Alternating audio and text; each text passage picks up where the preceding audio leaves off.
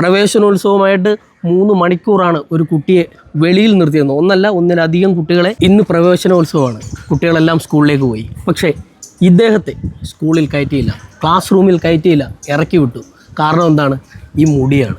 ഈ മകൻ നേരത്തെ മുടി വളർത്തിയിരുന്നു, അത് വെട്ടി നല്ല വൃത്തിയായിട്ടാണ് ഇപ്പം പോയത്. പക്ഷേ ഇതും പോരാ എന്നും പറഞ്ഞ് ഈ വിദ്യാർത്ഥിയെ ഇന്ന് പ്രവേശനോത്സവമായിട്ട് ക്ലാസ് റൂമിൽ നിന്നും ഇറക്കി വിട്ടൊരു ദാരുണ സംഭവം പറഞ്ഞാണ് നമ്മളിപ്പോൾ വന്നത്.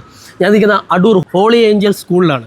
മോനെ, എന്താണ് സംഭവിച്ചതെന്ന് പറഞ്ഞത്? ഇന്ന് ഞാൻ സ്കൂളിൽ വന്നപ്പം സാറുമാരെ നിർത്തിയിട്ട് പറഞ്ഞു, ഈ മുടി വെട്ടിയത് ശരിയായില്ല, നാളെ നല്ലപോലെ വെട്ടണമെന്ന് പറഞ്ഞു. എന്നിട്ട് അപ്പാടെ ഫോൺ നമ്പർ ചോദിച്ചു.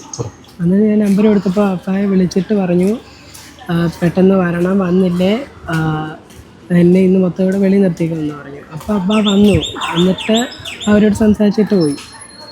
എന്നിട്ട് അപ്പം പറഞ്ഞിട്ട് ഇവരൊക്കെ വന്നു. എന്നിട്ട് ഇച്ചേരം കഴിഞ്ഞപ്പം ഫാദർ വന്നു.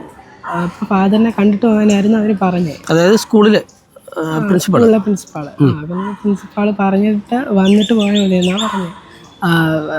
ഫാദറിനെ കണ്ടിട്ട് അവർ വിളിപ്പിക്കാമെന്ന് പറഞ്ഞു. എന്നിട്ട് കുറേ നേരം ഞങ്ങളെ വരുത്തിയിരുന്നു. ഈ സമയങ്ങളിലെല്ലാം മോൻ പുറത്ത് നിൽക്കുക, ക്ലാസ്സിൽ കയറ്റിയില്ല. ഓക്കെ, ഞാൻ മാത്രമല്ല, അതിന് കുറച്ച് കുട്ടികളുണ്ട്. ഇതുപോലെ മോനല്ലാതെ വേറെയും കുട്ടികളുണ്ട്. അതായത് ഈ മുടിയുടെ പ്രശ്നം കാരണം. ശരി. എന്നിട്ട് ഞങ്ങളെ ഒരു 3 മണിക്കൂർ വെളിയിൽ നിർത്തിയിരുന്നു. എന്നിട്ട് ലാസ്റ്റ് തീരാറായപ്പോഴത്തേക്ക് ഫാദറിനെ കണ്ട് പേരും എല്ലാം എഴുതി വായിച്ചിട്ട് ഞങ്ങളെ ക്ലാസ്സിൽ കയറ്റി. അത് കഴിഞ്ഞിട്ടാണ് ക്ലാസ്സിൽ കയറ്റുന്നത്. ഏകദേശം ഒരു 3 മണിക്കൂർ കൂടുതൽ. അതായത് ഈ പറയുന്ന ഗവൺമെൻറ് ഇത് അറിയണം, ഇത് കേൾക്കണം.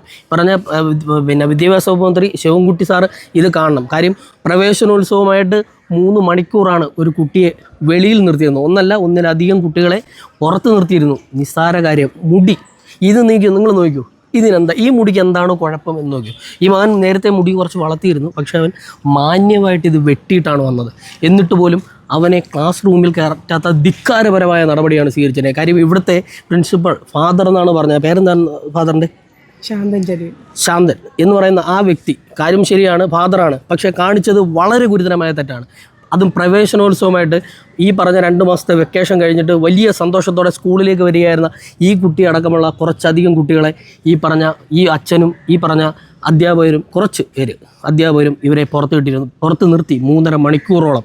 അപ്പം ഇതിന് നിയമപരമായ നടപടി ഉണ്ടാകണം. ബാക്കി കാര്യങ്ങൾ ഇനി എന്താണ് സംഭവിക്കുന്നത്, ക്ലാസ്സിനകത്ത് കയറ്റി. പക്ഷേ ഇതിന് ഈ പറഞ്ഞ അച്ഛനെതിരെയും ഈ പറഞ്ഞ അധ്യാപകർക്കെതിരെയും കർശന നടപടി സ്വീകരിക്കണം. കാര്യം ഇത് ഒറ്റപ്പെട്ട സംഭവമൊന്നുമല്ല കേട്ടോ.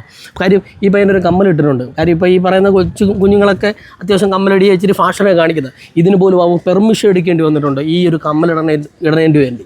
കാര്യം ഒന്ന് ആലോചിച്ച് നോക്കണം, നമ്മൾ മുടി വളർത്തണോ അല്ലെങ്കിൽ മീശ വളർത്തണോ അല്ലെങ്കിൽ ഞാൻ എങ്ങനെ നിൽക്കണം എന്ന് സ്കൂളുകാരല്ല തീരുമാനിക്കേണ്ടത്. കാര്യം എനിക്കൊരു ഐഡൻറ്റിറ്റി ഉണ്ട്, അല്ലെങ്കിൽ എനിക്കൊരു വ്യക്തിത്വമുണ്ട്. ഞാൻ മുടി വളർത്തും, അല്ലെങ്കിൽ താടി വളർത്തും, മീശ വളർത്തും എന്ന് പറയുന്ന പോലെ അത് എൻ്റെ അവകാശമാണ്. അത് സ്കൂളുകാരല്ല തീരുമാനിക്കേണ്ടത്. നീ എങ്ങനെ നടക്കണം, നിൻ്റെ മുടി വെട്ടണോ അല്ലെങ്കിൽ നീ ഏത് ഡ്രസ്സ് ധരിക്കണം എന്നൊക്കെ തീരുമാനിക്കാൻ സ്കൂളുകാരാണ്. അപ്പം ഇതിനെതിരെ കർശനമായ നടപടി സ്വീകരിക്കണമെന്നാണ് ഈ പറഞ്ഞ വിദ്യാഭ്യാസ മന്ത്രി. ഇത് കാണുകയാണെങ്കിൽ ഇതിന് കർശന നടപടി സ്വീകരിക്കണം. ഈ പറഞ്ഞവർക്കെതിരെ ശക്തമായ നടപടി സ്വീകരിക്കണമെന്നാണ് പറയാനുള്ളത്.